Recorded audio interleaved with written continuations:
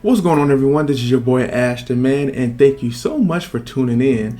And I'm here to talk about Beastars. Yes, Beastars. It's the Netflix original series that trends season 1, and I finally got a chance to go through it. And my God, I have to talk to you about it. So before I go ahead and definitely start discussing about it, I want to give a shout out for recommendations from Video Game Lover for it. I definitely appreciate you recommending this. And also, my boy Carter, he actually talked about it and got me really to sit down and watch it after he, out of all people, really don't take too much interest in too many animes because like, bro, you gotta watch it. I know you love anime, you gotta check it out. And I'm like, yo, I got it, I'm gonna do it. And guess what, I like it. So let's definitely jump into this. Don't forget to by helping me out, subscribing to the channel, hitting the notification button, and leave your comments about what you guys think about Beastars. But honestly, Beastars was damn good. Like, I was drawn into the first episode of it, and even with them starting off it real like dark and greedy, that's not what it's all about. I mean, Beastars was definitely good, and the thing that got me is this crazy story that goes on, because you got Legoshi, which is a wolf. He's a kind wolf. He definitely takes interest in being, you know, a carnivore, but he's the carnivore that doesn't feast on herbivores. Now, reason I'm using those terms is because in the world of Beastars, it basically is set up like how like human world is. You know, going to school, having a private school, they got the little drama club going on. The only difference is that the way that they go about the consumption of food and the type of people it is carnivores and herbivores. You know, pretty much animals that eats meat and animals that don't eat meat. And that's how their society is kind of like shaped around. Like, the first episode, you pretty much get to witness somebody being devoured by a shadow figure, and pretty much it get reported. And their discrimination against carnivores is definitely shown throughout of it. You know, you got people who's going back and forth with carnivores, and herbivores pretty much being, you know, the feast of the food chain. Now, again, Legoshi, he's a wolf that pretty much despises the whole carnivores eating herbivores or any type of meat. He's just not in for it. Now, this story really just doesn't like not only just focus on that, but it also focus on this crazy drama that goes on within the school. Like, you know, trying to figure out who's the next Beastar. And Lewis, he's pretty much is the deer who's at the top of the school. He's pretty much the head of the drama. His acting is profound, it's well known. Everybody loves him.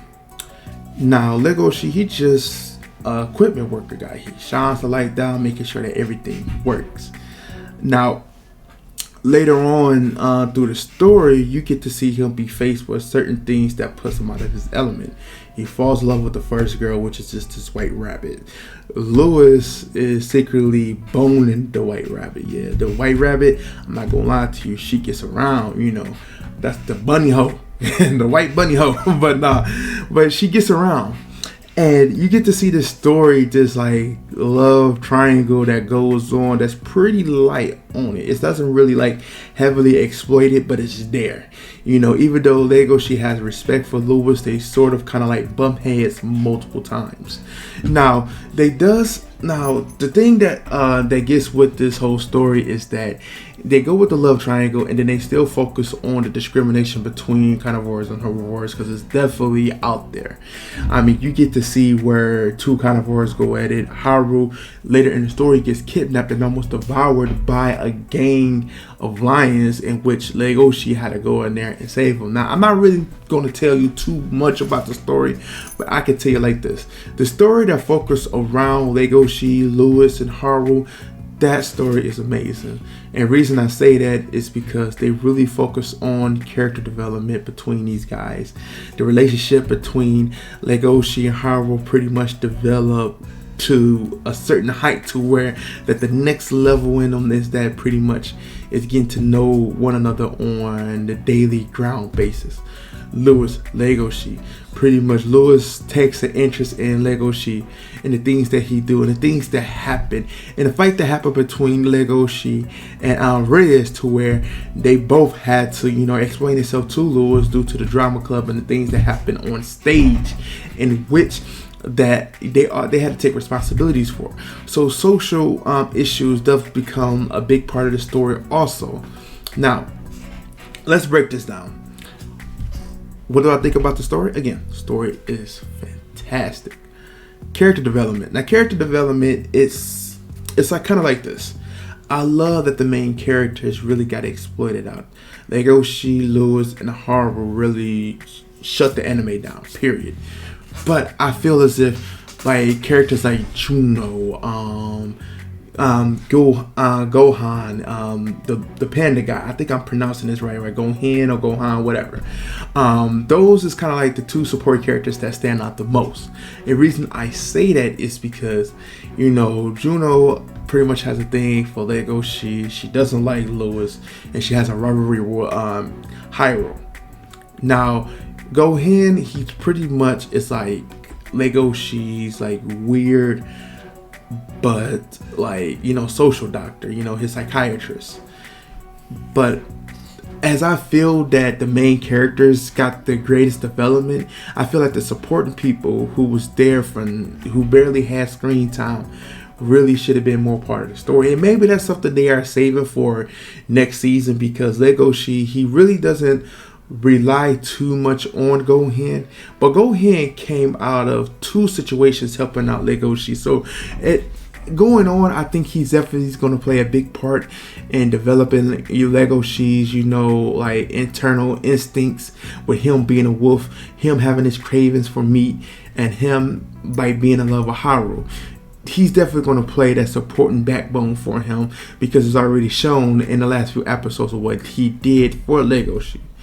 Now, Juno, I think she's definitely going to play a part in building Haru up for being more genuine and more in love with Legoshi, because it took basically almost 10 episodes for Legoshi and Haru to reach that standing point to where Legoshi let himself, you know, be known that how he feels about Haru. But, you know, it's things that he know that he had to make himself better in trying to be in a relationship with her. Now, Lewis, on standpoint, he pretty much has skeletons in his closet. A lot of things he's not happy about, but a lot of things he has to prove to people to show that he can make it to the next level. So season 2, I can't wait for it. Now, audio is amazing here. I think the intro and the outro to this is definitely good. The tone and music that they use at times to really kind of like exploit the scenery out definitely does deserve the praise for what they doing in there.